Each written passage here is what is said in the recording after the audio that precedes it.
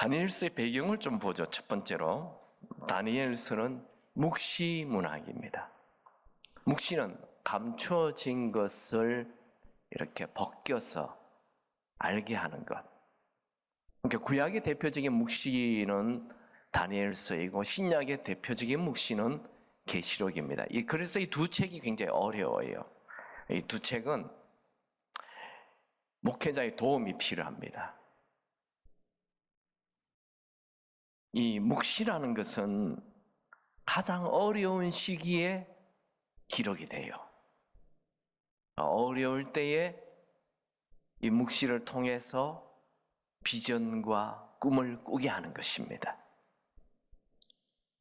유대인들은 이 다니엘서를 읽으면서 어두운 밤에 찬란한 햇빛을 보는 것 같은 희망을 가졌습니다.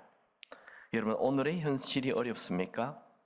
이번 다니엘서를 통해 아무리 현실이 어려워도 우리의 모든 것을 다 알고 계시고 우리가 생각하는 것보다 훨씬 더 크신 계획을 가지고 계시는 하나님을 바라보고 현실의 어려움을 이겨낼 수 있게 되기 바랍니다. 두 번째, 다니엘서의 구조는 1부, 2부로 나눠져 있어요. 1부는 1장에서 6장까지. 1장에서 6장까지는 우리가 잘 아는 스토리들이 등장해요. 예를 들면 이 풀무불 속에서 들어가도 죽지 않는 사건, 사자굴 속에서 살아나는 사건, 이런 개인적인 이야기가 주로 많이 기록이 되고, 2부는 7장에서 12장까지인데 여기에는 인류 미래에 대한 예언, 환상이 기록이 되어요. 그래서 7장까지 12장까지는 꼭 누구의 설명이 필요합니다. 다니엘은 나라를 빼앗기고 포로로 끌려가는 절망 속에서도 하나님은 여전히 자신을 사랑하실 뿐만 아니라 온 인류의 미래를 계획하시고 통치하고 계심을 믿었습니다.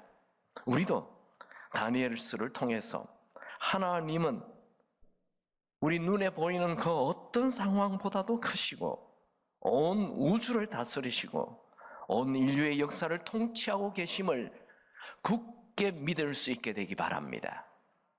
세 번째, 다니엘서의 저자는 다니엘입니다.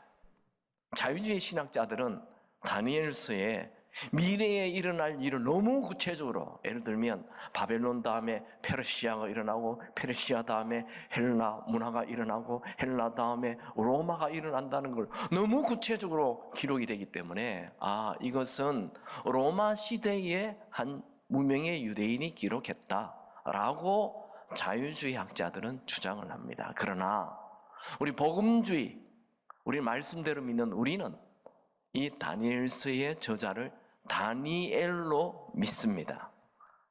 아멘 안 합니까?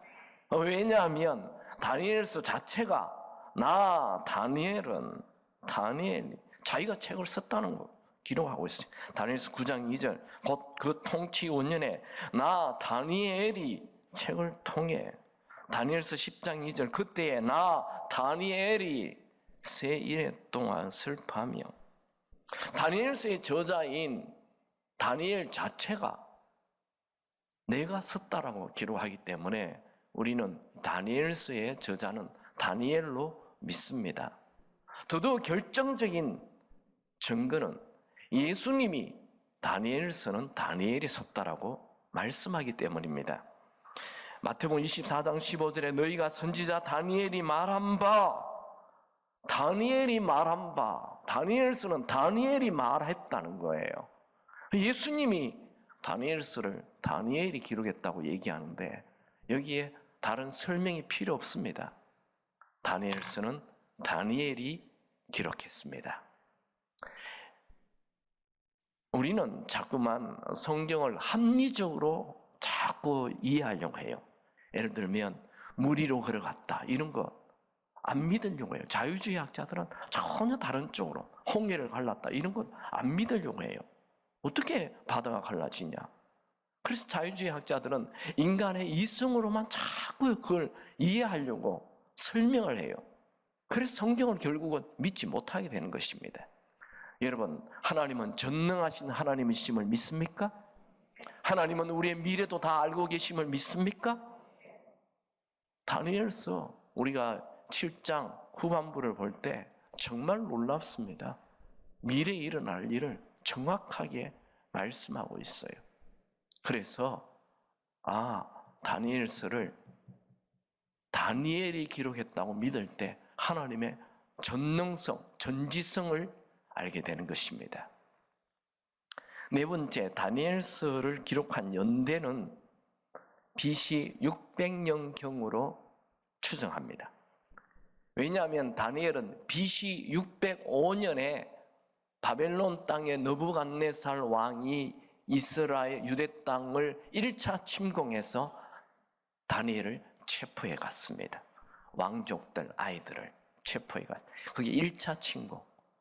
그리고 느부갓네살 왕이 2차 침공을 BC 598년에 해요. 그때 또 많은 사람, 8,000명 정도 포로로 끌려가는데 그때 에스겔이 끌려가요. 그리고 3차 침공은 BC 586년에 이 예루살렘을 완전히 초토해버려요. 유대 땅이 사라져요. 그게 1차, 2차, 3차 침공할 때 바벨론에 1차 때 바벨론이 다니엘이 끌려가서 이것을 기록한 거예요. 그래서 BC 600년경으로 우리는 추정합니다. 다섯 번째, 다니엘서의 주제는 하나님께서 역사의 주관자이시다라는 것입니다.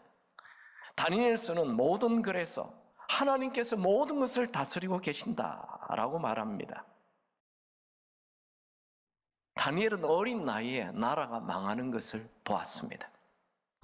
그러나 성경은 이 일이 하나님께서 유대 나라를 바벨론에게 넘기셨다. 2절에 주께서 이렇게 넘기심에 하나님은 이미 오래전에 이사야 선지자 또 예레미야 선지자를 통해서 하나님 말씀에 불순종하면 나라가 망해서 바벨론에 끌려갈 것이라고. 그때는 바벨론은 아직 그 이사야 선지자의 말씀은 한 100년 전의 얘기니까 아직 바벨론이 보이지도 않을 때에 바벨론이라고 성경은 딱 나와 있어요. 유대 백성들은 하나님 말씀을 수없이 많이 듣고도 습관적으로 무시하였어요. 이런 말씀을 듣기만 하고 무시하지 않기 바랍니다. 하나님은 죄는 반드시 심판하십니다. 여러분, 하나님은 보이지 않지만 우리의 모든 것을 다 주관하십니다. 다니엘은 비록 나라가 무너지고 고난당하지만 고난 뒤편에 하나님의 계심을 믿었습니다. 평범한 다니엘 시대의 사람들은 유대 나라 이제 바벨론의 침공으로 끝났구나 하며 절망했을는지 모르지만 다니엘은 이 고난도 주께서 허락하신 것이라고 믿었습니다. 여러분 인생에 당하는 그 어떤 상황보다도 하나님의 크심을 믿으시기 바랍니다. 자, 오늘 다니엘서 1장은 세 단락으로 나눠져 있습니다. 첫 번째 단락은 바벨론으로 끌려가는 다니엘이에요. 3절에서 7절까지 같이 보겠습니다. 왕이 환관장 아스푸나스에게 말하여 이스라엘 자손 중에서 왕족과 귀족 몇 사람 곧 흠이 없고 용모가 아름다우며 모든 지혜를 통찰하며 지식에 통달하며 학문에 익숙하여 왕궁에 설만한 소년을 데려오게 하였고 그들에게 갈대아 사람의 학문과 언어를 가르치게 하였고 또 왕이 지정하여 그들에게 왕의 음식과 그 마시는 포도주를 날마다 쓸 것을 주어 3년을 기르게 하였으니 그 후에 그들은 왕 앞에 서게 될 것이더라. 그들 가운데 유다 자손과 곧 다니엘과 하나야와 미사엘과 아사랴가 있었더니 환관장이 그들의 이름을 고쳐 다니엘은 벨드사사시라 하고 하나냐는 사드락이라 하고 미사엘은 메삭이라 하고 아사랴는 아벳느고라 하였더라. 다니엘은 아마 왕족의 아들로 태어난 것 같아요. 다니엘은 바벨론의 포로가 되어서 4달 이상 사막길을 이렇게 포성줄에 묶여서 터벅터벅 걸어서 우상 숭배가 만연한 바벨론 땅에 도착했습니다. 그러나 그는 절망하지 않았습니다. 다니엘과 세 친구는 바벨론의 언어와 문화와 예법을 훈련받았습니다. 바벨론 사람들이 유대 땅의 왕족이나 귀족들의 자녀들을 훈련시킨 것은 후일에 그들을 앞세워서 유대를 바벨론화하려고 했던 것이죠. 먼저 다니엘을 훈련시키는 책임자인 황관장 아스푸나스는 다니엘과 그의 세 친구들의 이름을 바벨론식의 이름으로 개명을 합니다. 다니엘은 벨드사살로, 하나야는 사드락으로, 미사엘은 메삭으로, 아사야라는 아벳느고로 바꿨습니다. 이 네 명의 이름의 뜻을 다 알 필요는 없지만 다니엘의 이름의 뜻은 알 필요가 있어요. 다니엘이라는 말의 뜻은 하나님은 심판자이시다 라는 말이에요. 그런데 이 이름을 벨드사살이라고 바꿔요. 이 벨이라는 말은 그 당시에 이 바벨론 땅의 우상이에요. 벨이여 그의 생명을 보존하소서, 이렇게 이름을 바꿔버렸어요. 하나님은 심판하신다, 이 하나님이라는 이름이 들어있는 그 다니엘의 이름을 벨이라는 우상의 신의 이름이 들어있는 이름으로 바꿔버린 거예요. 얼마나 기분 나쁘겠어요. 창씨 계명을 그 옛날 일본 시대에 우리도 하였잖아요. 그처럼 이름을 그냥 바벨론 이름으로 확 바꿔버렸어요. 두 번째 단락은 뜻을 정한 다니엘이에요. 8절에서 16절입니다. 같이 읽을까요? 8절, 9절까지만 읽읍시다. 다니엘은 뜻을 정하여 왕의 음식과 그가 마시는 포도주로 자기를 더럽히지 아니하리라 하고 자기를 더럽히지 아니하도록 황관장에게 구하니 하나님이 다니엘로 하여금 황관장에게 은혜와 긍휼을 얻게 하신지라.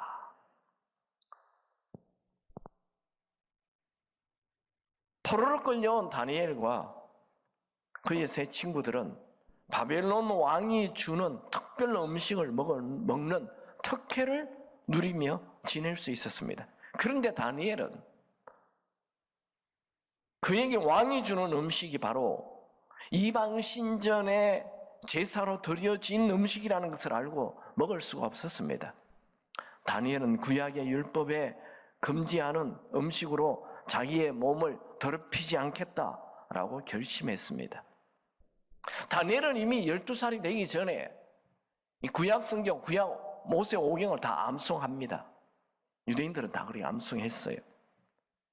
또 그는 어린 시절에 예레미야 선지자에게 눈물의 설교를 많이 직접 들었습니다.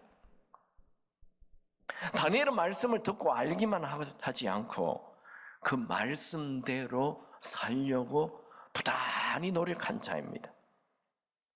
지금 다니엘이 있는 장소는 유대 땅 예루살렘이 아닙니다. 이방 땅 바벨론 땅입니다. 포로인 다니엘이 왕이 내린 하사품 음식을 먹는다고 비난할 수 있는 사람 아무도 없습니다. 오히려 왕이 내려준 음식을 먹지 않고 거절했다? 왕의 명령을 거절한다? 그러면 쫓겨날 수도 있고 감옥에 들어갈 수도 있습니다. 그런데 다니엘은 뜻을 정하여 이방 신전에 드려진 음식으로 자기의 몸을 더럽히지 않겠다 결심했습니다. 이런 결심이 바로 하나님을 경외하는 것입니다. 이 작은 결심 때문에 다니엘의 인생은 완전히 달라집니다. 다니엘은 지금 가족과 생이별을 하고 이방 땅에 포로로 끌려와 있습니다. 눈에 보이는 상황은 정말 어둡고 두렵고 절망적입니다. 내일에 대한 아무런 희망도 미래도 꿈도 없습니다. 그러나 그는 낙심하거나 절망하지 않았습니다. 여러분, 믿음의 사람은 아무리 환경이 나빠도 환경을 탓하지 않습니다. 믿음의 사람은 부모 탓하지 않습니다. 믿음의 사람은 가정 탓하지 않습니다. 다니엘은 그 어떤 상황보다도 하나님이 더 크시다는 것을 믿었습니다. 아멘입니까? 다니엘은 바벨론 땅의 포로로 살면서 어떻게 하면 내가 여기서 살아남을까? 어떻게 하면 바벨론의 언어를 더 빨리 배울까? 어떻게 하면 바벨론 땅에서 더 출세를 할까? 이런 생각을 하지 않습니다. 오히려 다니엘은 어떻게 하면 하나님을 기쁘시게 할까? 이걸 생각했습니다. 그런 단지 자신이 서 있는 그 자리에서 하나님을 경외하는 것을 선택했습니다. 이런 선택을 하나님이 기뻐하시고 은혜를 베풀어 주십니다. 다니엘이 환관장에 가서 왕의 진미를 먹지 않고 채식만 하겠다고 말하자 하나님께서 환관장의 마음을 움직여 주었습니다. 환관장은 이 다니엘의 이런 요청은 어려운 일이라고 말하면서 자칫 잘못하면 자기가 왕에게 잘릴 수 있다, 그렇게 말했습니다. 그러자 다니엘은 10일 동안 우리에게 채식을 주어서 다른 소년들과 한번 비교해보고 결정해달라 하였습니다. 그런데 이상하게 환관장이 다니엘의 말을 들어줍니다. 이것은 전적인 하나님께서 환관장의 마음을 움직여 주었기 때문입니다. 여러분, 하나님께서 은혜를 베풀어 주시면 방해하는 사람이 돕는 사람으로 바뀝니다. 하나님께서 은혜를 베풀어 주시면 걸림돌이 디딤돌로 바뀝니다. 여러분, 상황이 어렵습니까? 그 자리에서 하나님을 기쁘시게 하십시오. 은혜가 임할 것입니다. 여러분, 우리가 하나님을 경외하면 지금 은혜를 베푸시는 하나님을 경험할 것입니다. 우리 하나님은 성경, 구약 성경에 갇힌 하나님이 아니고 지금 살아계셔서 현재를 도우시는 분이십니다. 여러분, 상황이 어렵습니까? 너무 힘이 듭니까? 희망이 보이지 않습니까? 지금 살아계신 하나님을 믿으시기 바랍니다. 환관장은 다니엘의 요청을 들어줄 필요가 없습니다. 그런데 하나님께서 환관장의 마음을 움직였기 때문에 그냥 다니엘의 요청을 들어주는 거예요. 그리고 10일이 지난 후에 다른 소년들과 비교해 보니 다니엘과 그의 친구들의 얼굴이 더욱 윤택하고 건강해 보였습니다. 그래서 다니엘과 그의 세 친구들을 3년 동안 내내 우상에게 드려진 음식 먹지 않고 채식만 했습니다. 세 번째 단락은 하나님의 지혜를 받은 다니엘입니다. 세 번째 단락, 하나님의 지혜를 받은 다니엘. 다니엘이 하나님의 지혜를 받아요. 지금 다니엘은 바벨론 땅에 들어와 3년 공부를 했습니다. 그는 3년 만에 바벨론 땅의 그 어려운 모든 바벨론 서적들을 다 알게 되었습니다. 이거 놀라운 지혜입니다. 여러분, 우리는 사실 지혜가 부족해요. 지혜는 어떻게 생긴다고요? 하나님을 경외할 때. 시편 25편 14절 우리 다 같이 한번 읽읍시다. 여호와의 친밀하심이 그를 경외하는 자들에게 있으며 그의 언약을 그들에게 보이시리로다. 하나님을 경외하는 자에게 하나님의 친밀하심이 생겨서 미래의 모든 것도 다 하나님이 알도록 보여주신다는 거예요. 저는 오늘 이 말씀을 통해 두 가지 메시지를 전하기 원합니다. 첫 번째로, 내가 있는 자리에서 뜻을 정하십시오. 내가 서 있는 자리에서 하나님의 길을 선택한다는 거예요. 이 뜻을 정했다는 것은 내가 지금 있는 자리에서 하나님이 기뻐하시는, 하나님을 경외하는, 하나님이 있는 둥 없는 둥 살면 하나님을 경외하는 게 아니에요. 하나님이 다 보고 계시는구나 하면서 결정하는 것, 그게 하나님을 경외하는 거예요. 바벨론은 이방 땅이죠. 바벨론은 어마어마한 군사력을 가졌어요. 그 땅에 포로로 살고 있는 다니엘, 아이고 내 인생 이제 끝났구나. 포로인 내가 뭘 하겠어? 될 대로 되라. 포기하지 않았어요. 여러분, 낙심하는 것, 포기하는 것 너무 쉬워요. 우리 그리스도인들은 아무리 절망적인 자리에 있어도 그 자리에서 하나님을 경외하는 것을 결정해야 됩니다. 다니엘은 절망적인 상황의 한복판에서도 하나님께 반응하였습니다. 다니엘은 나중에 높은 관직에 오르면 하나님을 경외하며 살겠다, 내가 이 나라의 언어를 좀 이제 터득하면 그때 하나님을 경외하지, 이렇게 말하지 않았습니다. 포로로 끌려가서 강제로 이름이 바뀌고 입고 있는 옷이 다 바뀌고 언어가 다르고 문화가 다르고 감옥 같은 그 살벌한 감시를 당하는 최악의 자리에 서 있었습니다. 누가 봐도 눈앞이 캄캄한 상황입니다. 그래도 다니엘은 그 자리에서 하나님을 경외하는 것을 선택했습니다. 여러분, 절망적인 상황에 이르렀습니까? 그리스도인은 아무리 절망적인 자리에 있어도 절대로 포기하면 안 됩니다. 왜요? 하나님이 계시니까. 여러분, 그 어려운 자리에서 하나님을 경외하시기 바랍니다. 하나님은 아무리 어려운 상황보다도 더 크신 분이십니다. 여러분, 아무리 어려운 상황이라도 하나님을 바라보십시오. 이사야 40장 31절 오직 여호와를 앙망하는 자는 새 힘을 얻으리니. 하나님을 바라보면 새 힘을 얻습니다.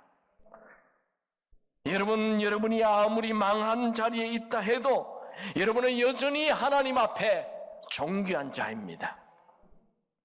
이사야 43장 4절 네가 내 눈에 보배롭고 존귀하며 내가 너를 사랑하였은즉 내가 너 대신 사람을 내어주며 백성들이 너의 생명을 대신하리니. 하나님은 우리를 향해 너는 내 눈에 보배롭고 존귀한 자다. 아멘입니까? 포로로 있어도 너는 여전히 내 눈에 존귀한 자다. 망할 것 같은 자리에서도 너는 여전히 내 눈에 존귀한 자다. 네가 암에 걸려 있어도 너는 여전히 내 눈에 존귀한 자다. 너의 아들, 딸들이 엉망인 삶을 살아도 너는 여전히 내 눈에 존귀한 자다. 할렐루야. 여러분, 혹시 부모가 자식을 포기할 수 있다 해도 하나님은 여러분을 포기하지 않습니다. 아무리 어려운 자리에 있다 해도 하나님을 기쁘시게 하는 뜻을 정하면 그 순간 은혜가 임합니다. 포로로 끌려온 다니엘은 그냥 왕이 주는 음식을 먹으며 죽은 듯 조용히 지내면 됩니다. 뭐 음식 거절하는 거 이거 뭐 대단한 나라를 구하는 일 아니죠. 작은 결정입니다. 그러나 그 작은 결심이 그의 인생을 완전히 다르게 살게 만들어 주었습니다. 여러분, 작은 결단, 작은 결심, 작은 헌신, 작은 섬김, 작은 순종이 여러분의 전 인생을 바꿔줄 것입니다. 원래 다니엘이 지혜가 뛰어나고 꿈을 잘 해석하는 자가 아니었죠.